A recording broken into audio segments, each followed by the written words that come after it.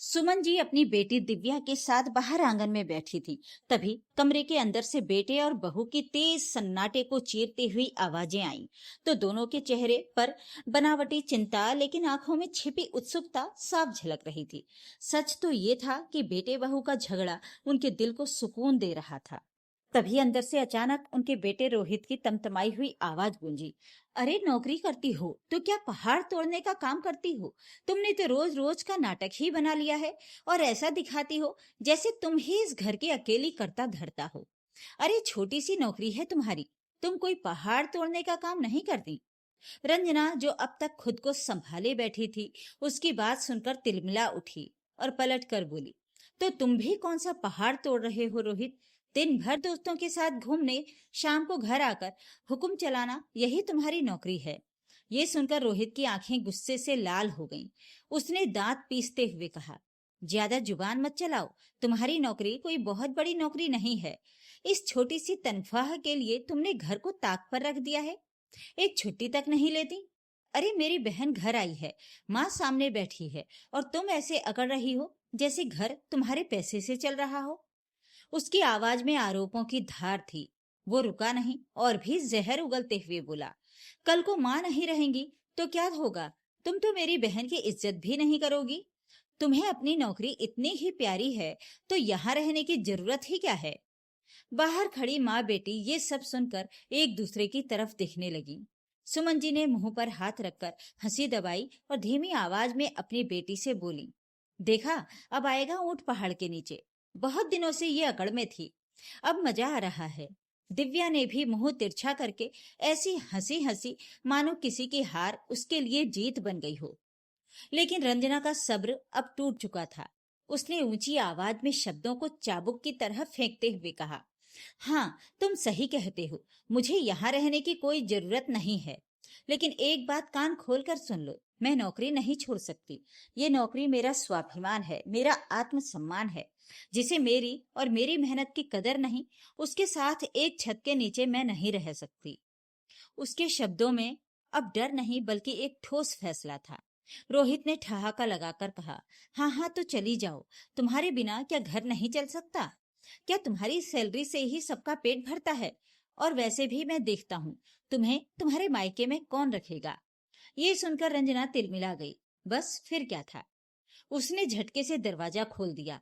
दरवाजा खोलते ही सामने खड़ी माँ बेटी को देखकर वो एक पल को ठिठक गई। सुमन जी ने बनावटी घबराहट दिखाते हुए कहा, हम तो बस देखने आ रहे थे कि इतना क्यों झगड़ रहे हैं। अरे जरा शर्म है कि नहीं? इतने जोर से चिल्ला रहे हो कि पूरा मोहल्ला सुन रहा है। उनके शब्दों में उपदेश था लेकिन आंखों में कोई पछतावा नहीं। सुमन जी बोलती रही मगर रंजना के कदम रुके नहीं। वो बिना कुछ कहे रसोई में गई, एक गिलास पानी पिया जैसे खुद को संभाल रही हो, और फिर सीधे कमरे में आकर अपने बैग में कपड़े रखने लगी। ये देखकर सुमन जी की भौहें तन गईं। उन्होंने तुरंत आंखों से रोहित को इशारा किया। जैसे ही वो कमरे से बाहर निकली तो रोहित भी पीछे पीछे आ गया। बाहर आते ही सुमन जी ने दबी आवाज में कहा, ये महारानी कहाँ जा रही है? अरे मैंने तो तुझे इसे सबक सिखाने को कहा था, घर से निकालने को थोड़ी कहा था। धमकी तक ठीक था, लेकिन ये तो सच में जा रही है। अगर ये चली गई तो घर कौन संभालेगा? रोहित ने झुझलाकर कहा, माँ मैं वही कर रहा हूँ जो आपने कहा था। अब बीच में मत बोलिए। इसे समझना चाहिए कि घर कैसे चलता है। तभी दिव्या ने भी बात में नमक डालते हुए कहा, माँ जाने दीजिए ना, भाई को सोच समझ कर ही कर रहा होगा। आखिर इस महारानी की अकल को ठिकाने जो लगाना है। अंदर कमरे में रंजना बैग में कपड़े रखती रही और बाहर तीनों के शब्द हवा में गूंजते रहे। कुछ देर में ही रंजना बिना पीछे मुड़े अपना बैग कंधे पर डालकर मायके चली गई। दरवाजा बंद होने की आवाज ऐसी थी जैसे घर के भीतर जमा हुआ सारा जहर एक झटके में बाहर निकल गया हो। कुछ पल तक घर में अजीब सी खामोशी छाई रही। फिर वही खामोशी सुमन जी की झुंझलाहट भरी आवाज से टूट गई। देखा, चली गई ना? अरे छुट्टी करने की ही तो बात थी।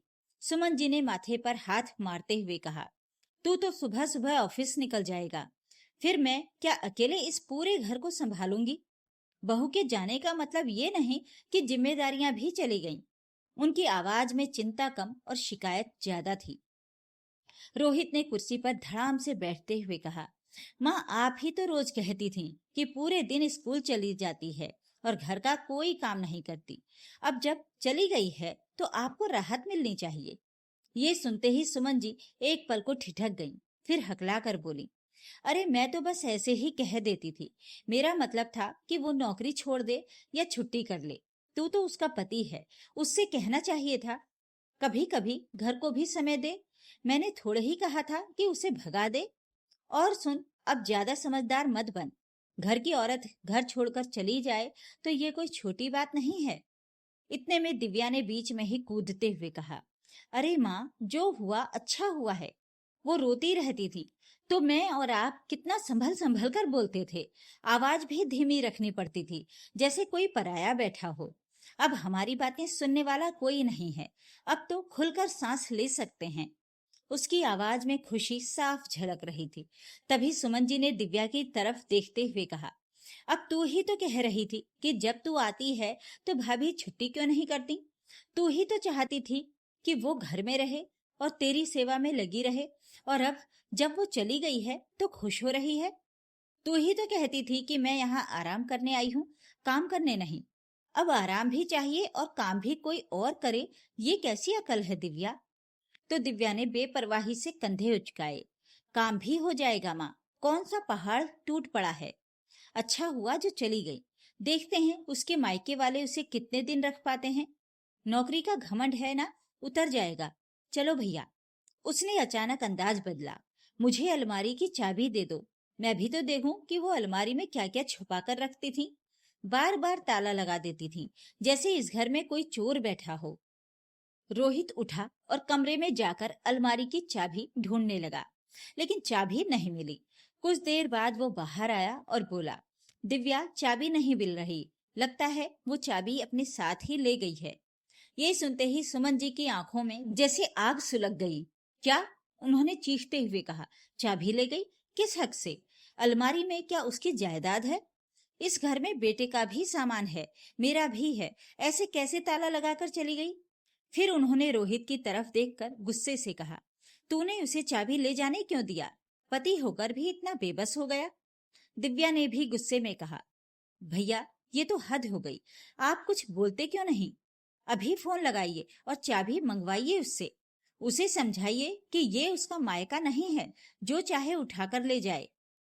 रोहित ने झल्लाकर फोन उठाया और रंजना को कॉल किया। एक बार, दो बार, तीन बार फोन बजता रहा, लेकिन उधर से कोई जवाब नहीं आया। फोन नहीं उठा रही। उसने खींच कर कहा, अब तो सुमन जी सचमुच माथा पीटने लगी। न जाने मेरे नसीब में कैसी बहू लिखी थी। खुद तो चली गई, ऊपर से घर को भी बंद करके चली गई। पता नहीं ये क्या दिखाना चाहती है। मायके जाकर जहर भरेगी सबके कानों में और यहाँ हमें बदनाम करके छोड़ेगी। इतने में दरवाजे के बाहर से आवाज आई, सुमन अंदर हो कि नहीं? ये पड़ोसन मालिनी की आवाज थी। आवाज सुनते ही सुमन जी की आंखें फैल गईं। उन्होंने फुसफुसा कर कहा, लो अब ये भी आ गई, लगता है मोहल्ले में खबर फैल गई है। मालिनी के आने का मतलब साफ है, पूछताछ करने आई है। ये तो पूरे मोहल्ले की रिपोर्टर है। फिर उन्होंने रोहित की तरफ देखकर कहा, देखो बहू के जाते ही तमाशा शुरू हो गया है।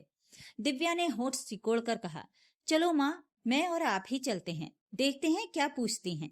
इसे भी कुछ मसाला चाहिए। रोहित ने गुस्से में कहा, आप दोनों इस रिपोर्टर को संभालो, मैं इधर रंजना को फोन करता हूँ। चाबी ले जाने की हिम्मत कैसे हुई उसकी? जैसे ही सुमन जी और दिव्या बाहर की ओर बढ़ी, रोहित ने कमरे का दरवाजा अंदर से बंद कर लिया और फिर से फोन मिलाया। उधर दरवाजे पर मालिनी जी खड़ी थी और इधर कमरे के भीतर रोहित का गुस्सा बढ़ रहा था। घर के हर कोने में तनाव फैल चुका था और ये साफ था कि आग अभी बुझने वाली नहीं थी।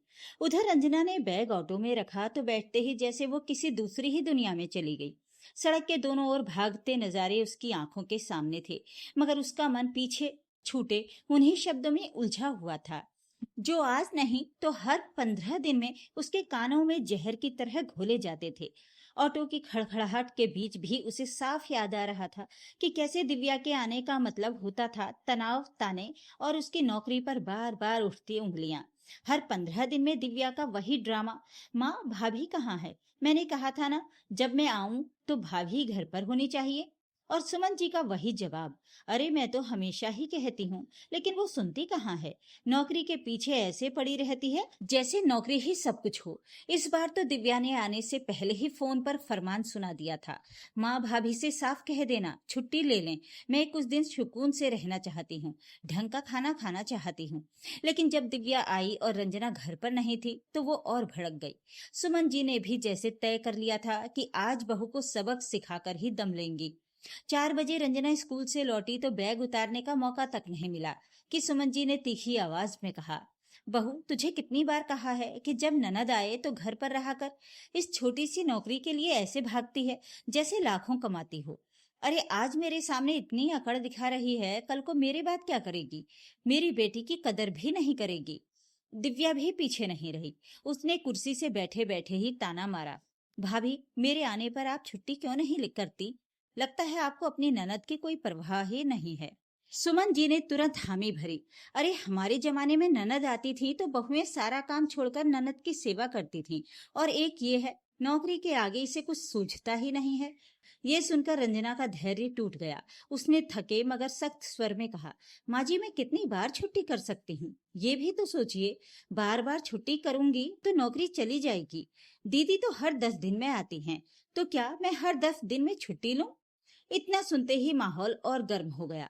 दिव्या चिल्ला उठी, वाह, उल्टा चोर कोतवाल को डांटे, गलती तुम्हारी है और जुबान इतनी तेज, मेरी माँ से मेरे सामने बहस कर रही हो तो मेरे पीछे क्या करती होगी, यही इज्जत है इस घर में।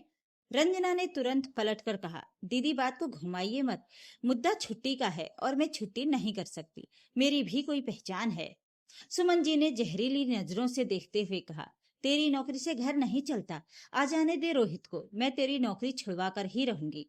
मैं भी देखती हूँ माँ जी, कौन मेरी नौकरी छुड़वाता है, रंजना ने ठंडे मगर चुनौती भरे स्वर में कहा और कमरे में चली गई। उस दिन उसने न खाना खाया न किसी से बात की। शाम को चाय बनाई, दोनों को थमाई और अपनी चाय लेकर चुपचाप कमरे में बंद हो गई। बाहर दोनों माँ बेटी एक दूसरे से कहती रही, देखा कितना नाटक कर रही है। शाम को रोहित आया तो सुमन जी ने शिकायतों का पिटारा खोल दिया, तेरी महारानी को छुट्टी नहीं करनी, कौन सी प्रधानमंत्री है, इसकी तनख्वाह से घर चलता है क्या, जितनी शिद्दत से नौकरी करती है उतनी शिद्दत से ननद की सेवा कर लेती तो क्या बिगड़ जाता। रोहित के भीतर जमा गुस्सा फूट पड़ा और वो कमरे में जाते ही रंजना पर बरस पड़ा। बहस तेज होती चली गई और बाहर माँ बेटी कान लगाकर हर शब्द सुनती रही। ऑटो में बैठे बैठे रंजना इन्हीं बातों में डूबी थी कि अचानक फोन बजा। स्क्रीन पर रोहित का नाम चमक रहा था। उधर घर में मालिनी देवी आ धमकी थी, सुमन आज तेरी बहू को अकेले जाते देखा, क्या बात है। अब तो सुमन जी घबरा गईं। अरे उसकी माँ की तबीयत खराब है इसलिए गई है। मालिनी ने तुरंत टोका, तो बेटा घर में था, वो साथ क्यों नहीं गया, ऐसे समय में तुमने बहू को अकेले क्यों जाने दिया। अब सुमन जी झल्ला उठी, मालिनी तुम अपने घर से मतलब रखो, मेरी बहू कहीं भी जाए तुम्हें क्या मतलब। इतना सुनते ही मालिनी जी मुंह बनाकर चली गईं। दरवाजा बंद होते ही सुमन जी बोली, दिव्या जा चाय बना ले, सर दर्द हो गया है। दिव्या ने झल्ला कर कहा, माँ सर में दर्द तो मुझको भी हो रहा है, अब चाय बनाना तो मुझसे भी नहीं होगा। सुमन जी भड़क उठी, अरे तू तो अपने घर चली जाएगी मगर मुझे तो चाय वही देगी। तभी दिव्या ने मुंह बनाकर कहा, माँ मैं भैया से कहती हूँ चाय बनाने को। ये कहकर दिव्या जब रोहित के कमरे के बाहर पहुंची तो अंदर से उसकी आवाज आई, रंजना अब तुम तब तक मत आना जब तक मैं ना कहूँ, रोज रोज के झंझट से मैं भी थक गया हूँ। दिव्या को बस आराम चाहिए, तुम क्यों उसकी खातिर छुट्टी करोगी। ये सुनते ही दिव्या का चेहरा तमतमा गया। उसने दरवाजा पीटना शुरू कर दिया। सुमन जी भी दौड़ी दौड़ी आई। दरवाजा खुला तो दिव्या चिल्लाई, मैंने सब सुन लिया है भैया, तुम दोनों ने मिलकर हमें बेवकूफ बनाया है। रोहित हक्का बक्का रह गया। सुमन जी ने कभी बेटे को देखा तो कभी बेटी को, फिर बिना कुछ कहे ड्राइंग रूम में जाकर बैठ गईं। घर में सन्नाटा था मगर वो सन्नाटा तूफान से पहले की खामोशी था। दिव्या बार बार सुमन जी से कह रही थी, लेकिन सुमन जी सोफे पर चुपचाप बैठ गई तो कमरे में पसरा सन्नाटा और भी गहरा हो गया। उनकी खामोशी में बहुत कुछ उबल रहा था मगर शब्द बाहर नहीं आ रहे थे।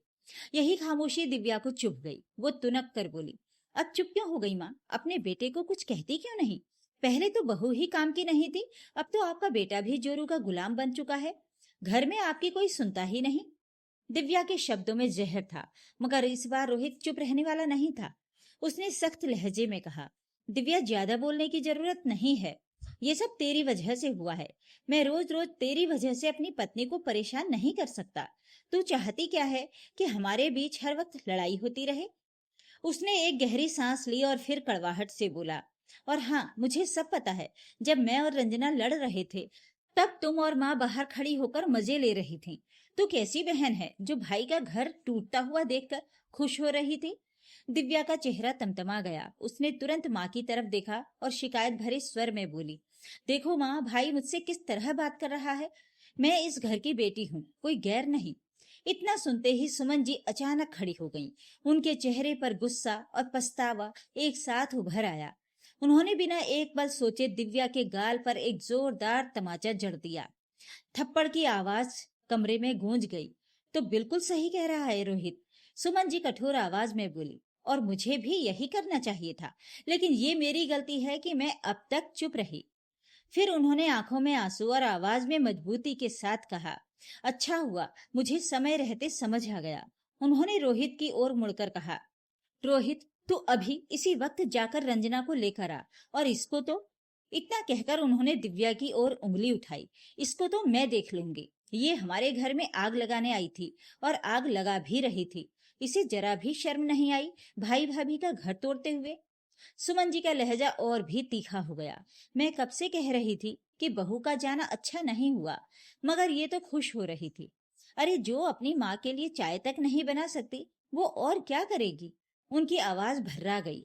मैंने हमेशा बहू पर उंगली उठाई, मगर आज पहली बार अपने गिरेबान में झांका है। मेरी बहू ने जितना इस घर के लिए किया है, उतना कोई नहीं कर सकता। बस मुझे समझने में देर हो गई। माँ की ये बातें सुनकर रोहित की आंखें नम हो गईं। उसने बिना देर किए रंजना को फोन लगाया। उधर ऑटो में बैठी रंजना ने जब रोहित की बदली हुई आवाज सुनी, तो एक पल को चुप रह गई। रोहित ने भारी मन से कहा, रंजना, वापस आ जाओ। रंजना ने ऑटो वाले से लौटने को कहा और कुछ ही देर में घर के सामने खड़ी थी। दरवाजा खोलते ही सुमन जी उसके सामने आ गईं। कांपते हुए बोली, बहू, मुझे माफ कर दो। मैंने तुझे समझा नहीं, तेरी मजबूरी नहीं देखी। मैं ही गलत थी। रंजना की आंखों से आंसू बह निकले। वो कुछ कह नहीं पाई, बस चुपचाप सर झुका लिया। उसी वक्त दिव्या गुस्से में अपना बैग उठाकर बोली, ठीक है माँ, मैं चलती हूँ। अब यहाँ मेरी कोई जगह नहीं है। इतना कहकर बिना पीछे देखे घर से निकल गई। दिव्या के जाते ही सुमन जी ने रंजना का हाथ थाम लिया और पहली बार महसूस किया कि सच को स्वीकार करना ही सबसे बड़ा समाधान होता है। उन्होंने तुरंत अपनी बहू से माफी मांगी। रंजना अब रोहित की तरफ देखकर मुस्कुरा रही थी कि आज एक झूठे नाटक ने किस तरह से घर को बचा लिया है। आंखों ही आंखों में वो रोहित को धन्यवाद दे रही थी, जिसने बंद कमरे में इशारों से कहा था कि तुम सच में चली जाओ। तभी इन दोनों को अकल आएगी, और सुमन जी को सचमुच समय रहते अकल आ गई थी। तो ये थी आज की कहानी। आपको ये कहानी कैसी लगी, कमेंट बॉक्स में जरूर लिखें। वीडियो को लाइक और शेयर जरूर करें और मेरे चैनल को सब्सक्राइब भी जरूर कर लीजिएगा। धन्यवाद।